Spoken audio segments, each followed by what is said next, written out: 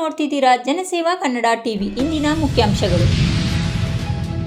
ನಾಗಮಂಗಲ ಗಲಭೆಯಲ್ಲಿ ತಲೆಮರೆಸಿಕೊಂಡಿದ್ದ ಯುವಕ ಬ್ರೈನ್ ಸ್ಟ್ರೋಕಿಗೆ ಬಲಿ.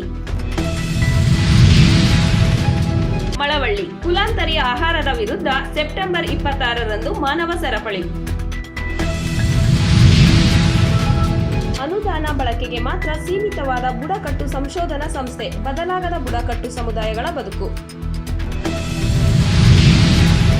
ಕಾರವಾರದಲ್ಲಿ ಕನ್ನಡ ನುಡಿ ಹಬ್ಬದ ಕನ್ನಡ ಜ್ಯೋತಿ ರಥಯಾತ್ರೆಗೆ ವಿದ್ಯುಕ್ತ ಚಾಲನೆ.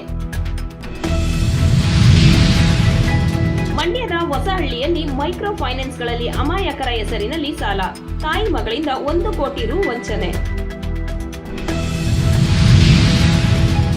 ವಾಸ್ತವದಲ್ಲಿ ಬದಲಾಗಬೇಕಾಗಿರುವುದು ಮಕ್ಕಳೋ ಹಿರಿಯರೋ? ಧರ್ಮಸ್ಥಳ ಸಂಘಗಳಲ್ಲಿ ಪ್ರತಿ ವಾರ 10,000 ಕೋಟಿ ರುಗಳ ಕಪ್ಪು ಹಣ ವಹಿವಾಟು. ಗಿರೀಶ್ ಮಟ್ಟಣ್ಣವರ್ ಗಂಭೀರ ಆರೋಪ. ಹಿಂದೂ ಧಾರ್ಮಿಕ ಆಚರಣೆಗಳು ಬಿಜೆಪಿಯವರ ಸೊತ್ತಲ್ಲ, ಎನ್ ಚೆಲುವರಾಯಸ್ವಾಮಿ ತಿರುಗೇಟು ನೀಡಿದರು. 33% ಮಹಿಳಾ ಮೀಸಲಾತಿ. ದೇಶದ ಎಲ್ಲಾ ವಕೀಲರ ಸಂಘಗಳಿಗೆ ಸುಪ್ರೀಂ ಕೋರ್ಟ್ ನೋಟಿಸ್. ಬಟನ್ ಮೇಲೆ ಕ್ಲಿಕ್ ಮಾಡಿ ಹಾಗೂ ನಮ್ಮ ಹೊಸ ವಿಡಿಯೋ ನೋಟಿಫಿಕೇಶನ್ಗೋಸ್ಕರ ಪಕ್ಕದಲ್ಲಿ ಕಾಣುವ ಬೆಲ್ ಬಟನ್ ಮೇಲೆ ಕ್ಲಿಕ್ ಮಾಡಿ ಹಾಗೂ ಲೈಕ್ ಮಾಡಿ, ಶೇರ್ ಮಾಡಿ, ಕಮೆಂಟ್ ಮಾಡಿ.